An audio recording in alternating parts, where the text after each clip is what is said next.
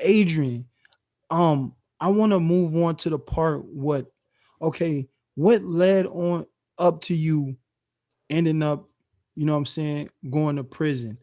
Was it So out there, or how did this happen? you get there, I get to Adrian, I got a good relationship with the coach. He kind of knew my background as far as like what my home situation was like, living conditions and all of that. And like I said, I was questioning my ability. So, at the time I asked the coach, I'm like, hey, I think I might go home. I might, what I'm saying, check it out, see what's going on at home. I might just do a community college, be closer to home. And, at the time he said, he can't make a decision for me. And he understands because, what I was going through at home as far as family wise.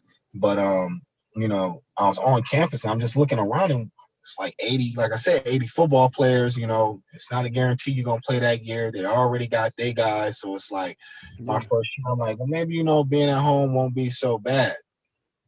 And, that's when the devil, had his hands on my back because the moment I came home, it was like, boom, you back around your old circle of friends. Yeah.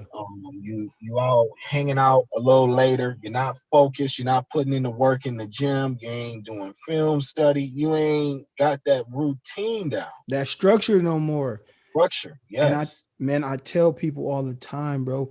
It like, sometimes stuff don't work out and you go back home. But if you go back home, you gotta have a plan. You Because do. in a city like we live in, if you don't have a plan, it'll swallow you up. And it Yep. and it gets No. you in that system, and it's hard to get out of it. But yeah, you can And, continue to talk. You yeah. went there. So I came back home. Right. I jump into the community college, Lansing Community College. I'm like, hey, this is, what I'm saying, temporary. So Yeah. I'm there, I'm going to school, working, but I'm also hanging out, partying.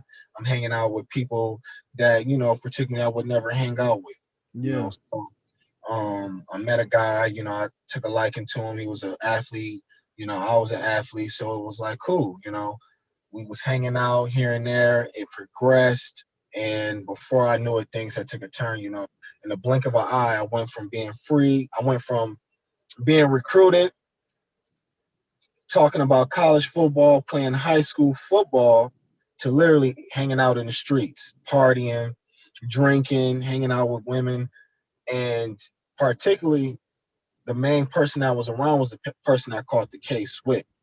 Yeah. They tell you, birds of a feather flock together, and you are who you hang out with. Yeah. So one of my main issues was I had a hard time realizing who was my real friends, who Yeah. actually Yeah. wanted to see what was best for me. I remember hanging out with them, and we were hanging out with some girls, and they were like, "Why are you hanging out with him? Like he's such a bad influence. Like he doesn't have anything going for himself." Wow. And they knew what I had going for me, but you don't see it. You have hindsight at the time. You know, if I Hmm. had foresight, if I would have knew what I knew now, would I have done what I would have done back then? No, you know. And, But and and I'm glad you said that, because this is exactly why I started this, to let people know and let these young kids know stuff like that. You know what I'm saying? right, That right there, because they don't see it right now. But no, you don't. keep going. Yeah, keep going. So I didn't see it. I'm still Yeah. thinking, yeah, I'm gonna be on campus by next year. Everything gonna be good. We'll be back to playing football. But God had another plan. That's why there's a guy that sits high and looks low.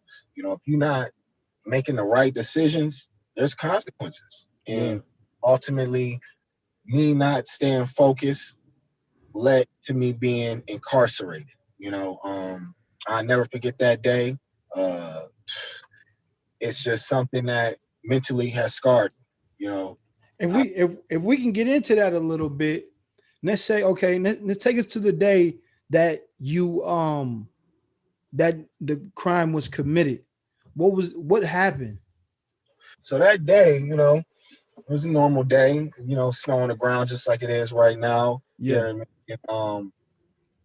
I was like, man, I want to get my own spot. So we'll go out. We'll go looking for spots. Me and the guy, and we come across a few places. One particular, this place off of Waverly Road, going towards the west side over there in Eaton County. And Oh shit. yeah, Eaton wrong County. place, Don't wrong mess out time. there. Right, right, right. Don't So mess. don't get caught out there doing anything you ain't supposed to be doing. Man, And nothing. we went out there, man, and we looked at this one spot, and the guy took a liking to it. When everything was all said and done, I thought we was, good, so locked in on this spot. I was a little uneasy about it. He was still in there. He asked him, he said, hey, you know, what do I need to look at the place? He said, I just need an ID, this, that, and the third. So he sends me out there. I go get the information, the bag with all the information. I give it to him. He goes back in the room. While he's in the room, doing whatever with the guy, I'm out in the car. Yeah. He comes back. He like, man, don't you think you want to come and check the spot out too? So I'm like, cool. I go and check the spot out. So I get up. I go back in there. When I go back in there, I see the landlord, the guy I'm with. He's getting rent from a tenant. When he's getting rent from a tenant, I'm thinking, we ain't gonna see the spot. He's like, nah, man, let me take care of this and I'll take care of y'all. So instead of me staying in there, I was just like, I said, you go ahead and check it out. I'm good. You know what I'm saying? I'm gonna go back to the whip. So I go back to the whip. I sit in the car. I'm just kind of hanging out. He comes back out. When he comes out, he like, yeah, I checked it out, man. You don't want to go to this spot. He ends up backing out. When he back out, I didn't think nothing of it. We get all the way down to my boy crib. He tells me what happened. I'm like, damn, that's what happened. He like, yeah, I hit a lick. I'm like, you hit a lick? He like, yeah. Yeah. He shows me the money. He like, man, I want to go grab, what I'm saying, some drinks, some smoke, whatever. I'm like, all right. So I called my boy up. We chilling, we hanging out. And I noticed he got really nervous. He got like super nervous. He said he was hot, all types of stuff. Yeah. Me at the time, I'm thinking I'm good because I didn't do nothing wrong.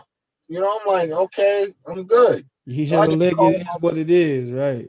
I call my brothers and them. I'm like, listen, man, I need y'all to come get me. I'm with this cat, man. They telling me they can't. They don't got the car, this, that, and the third. So he's like ready to go. He asked me if I want to drive. I tell him no. He hops in, backs out. When he back out, I see the cops. When I Right. see the cops, I say to him, I'm like, listen, I see the boys right here. He's like, where? He pulls back into the driveway. They pull right behind us. Right. Right. From that moment forward, I didn't know how much trouble I was in. Right. Right. Right. Right. So, um, going forward, they handcuffed, they raid the spot, they do their investigation, they take me down to the station. I'm like tired. I mean, we talking about middle of the day to it, damn near it's dark out. It's nighttime. Yeah. All I want to do is go home. I'm 18 years old. I want to go home. I had enough space to grab my phone and call my mom while I was in the back of the patrol car. She comes up to the scene. She's asking, letting the cops know, like, my son, where's my son at? Right. So when the cops open the car door, they're like, are you Rodney? I'm like, yeah. He's like, he's in here. And then he just slams the car door. Boom. So that's when I knew I wasn't going home. You know what I'm saying? I get to the station. That we're having a conversation. They're talking. This is in Eaton County, right? He's in Eaton County. Oh yeah, yeah. You was cooked, baby. Yeah, right. So they Right. talking to me. Listen, they Right. talking to me after everything was over. After everything was said and done and over with. That's when they were like, "Listen, we're gonna detain you, and you're gonna get arraigned." They showed me a sheet of paper with all the charges that I had. I still didn't understand, how much trouble I was So in. what was the charges they was charging you with at that time? Man, it was armed robbery, Oh conspiracy, yeah. commit armed robbery, carrying a concealed weapon, and Mm. felony firearm. They caught you with Um, a pistol? they had us with the pistol, the money, the drugs, pretty much it was they tried to pin us against each other, you Yeah. know. So so he was like, yo, I like you really didn't have no idea what he was trying to do, what your No, man's was trying to do at that time. didn't have no idea. I mean, Mm-hmm. he basically, I mean, he didn't use a mask. He didn't use any gloves. I think he just thought at the time, that was something that he could just do real quick, get away with. I don't think he thought that um, he was going to get caught or we All the was way going to. through, right? He didn't think that shit Right. all the way through. He didn't think it through. Right. Like I said, I didn't think I was going to get in any trouble, you Right. know. But then I remember going down to the station, like I said, and then when I went to the jail facility, I remember falling asleep and waking up to them, passing me a tray for breakfast. And I'm like, what the hell is this? Like, I'm ready to go home. And that's when I found out, I was basically getting ready to go on a journey for about 4 years, being away from family, friends, football, first time ever getting in trouble, no probation, none of that. So it's like in my mind, I'm just trying to ask God why. Family time, you know, it's I'm on the phone talking to family. I'm not Yeah. around them. I can visibly see them, Mm-hmm. but they were trying to encourage